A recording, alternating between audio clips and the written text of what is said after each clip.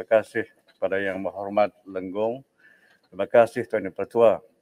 Kementerian Pendidikan Malaysia KPM masih mengekalkan dasar sedia ada berdasarkan Seksyen 17 Akta Pendidikan 1996 yang memperuntukkan dalam kurungan 1 bahasa kebangsaan menjadi bahasa penghantar utama di semua institusi pendidikan dalam sistem pendidikan kebangsaan kecuali di sekolah jenis kebangsaan SJK yang ditubuhkan di bawah Seksyen 28 atau mana-mana institusi pendidikan lain yang dikecualikan oleh Menteri daripada subsection ini.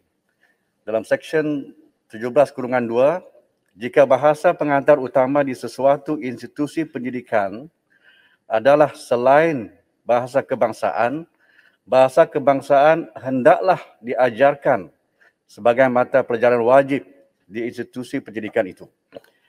Bagi memastikan murid fasih berbahasa Melayu, KPM melaksanakan Pelan Hala 7 memartabatkan pendidikan bahasa Melayu 2016-2025 melalui strategi pemerkasaan bahasa Melayu bagi memastikan murid di institusi KPM menguasai bahasa Melayu. Institusi pendidikan swasta yang berdaftar dengan KPM juga digalakkan untuk melaksanakan strategi pemerkasaan bahasa Melayu dalam Pelan Hala 7 tersebut. Pelan Hala 7 Pendidikan Bahasa Melayu 2016-2025, KPM menyenaraikan 9 strategi memartabatkan pendidikan bahasa Melayu seperti berikut. Yang pertama, memperkukuh penggunaan bahasa Melayu standard. Yang kedua, memperkasakan kurikulum bahasa Melayu. Yang ketiga, memperkasakan kesusastraan Melayu. Yang keempat, memperkasakan pentaksiran bahasa Melayu. Yang kelima, memperkukuh bahasa Melayu dalam kurikulum. Yang keenam, meningkatkan keterampilan berbahasa guru bahasa Melayu. Yang ketujuh, menaik taraf institusi pendidikan guru kampus bahasa Melayu sebagai peneraju kecemerlangan pembangunan profesionalisme guru bahasa Melayu. Yang ke-8, memperluas jalinan dan jaringan memartabatkan bahasa Melayu. Dan yang ke-9, memperkaya khazanah ilmu dalam bahasa Melayu. Walaupun terdapat pelbagai aliran sekolah iaitu SJKC dan SJKT, namun murid-murid di sekolah aliran ini masih dapat menguasai bahasa Melayu dengan baik. Contohnya, Yang Berhormat, di luar sana ramai yang mampu berbahasa Melayu walaupun mereka berbangsa Tionghoa ataupun berbahasa India. Dan dalam Dewan Yang Mulia ini, Yang Berhormat Speaker, ada beberapa ahli Yang Berhormat sangat fasih berbahasa Melayu. Contohnya Yang Berhormat Air Hitam, Menteri Pangkutan. Cukup baik bahasa Melayunya, kalah bahasa Melayu saya. Sama juga dengan Timbalan, Menteri KPM kita, Senator. Cukup fasih dalam bahasa Melayu. Oleh demikian, Datuk Speaker, tahap penguasaan bahasa Melayu sebenarnya bergantung kepada sikap terhadap amalan penggunaan bahasa berkenaan sendiri. Terima kasih. Terima kasih Menteri. Soalan tambahan sila, Lenggong. Terima kasih jawapan Yang Buat Menteri. Kalau kita rujuk pada Perlembagaan Perkara 152, Bahasa Melayu, Bahasa Rasmi, dan merujuk pada Akta Bahasa Kebangsaan 1963/1967, kedudukan bahasa Melayu memang berada pada kedudukan tinggi. Kalau kita rujuk kepada beberapa buah negara lain di Amerika Syarikat misalnya, dia tidak mengamalkan sistem pendidikan yang pelbagai, sebaliknya hanya melaksanakan satu bentuk sistem kebangsaan saja.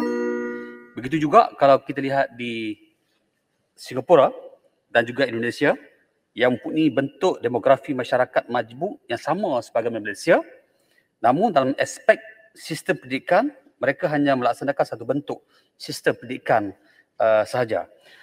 Memang saya akui pencapaian penguasaan bahasa Melayu tinggi, cuma tentu saya ingin mendapat penjelasan daripada kerajaan apakah faktor yang menghalang pelajar-pelajar pendidikan vernacular gagal menguasai bahasa kebangsaan.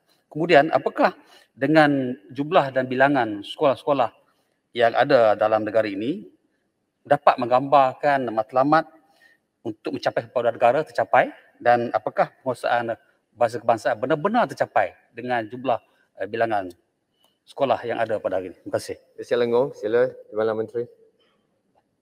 Terima kasih soalan tambahan. Sebagaimana yang saya nyatakan tadi Yang Berhormat Tuan Speaker bahawa dasar pendidikan negara kita sudah digubal sedemikian rupa dan ditadbir oleh sebuah perundangan, iaitu Akta Pendidikan 1996. Maknanya semua garis panduan itu telah pun disebut dalam undang-undang ini.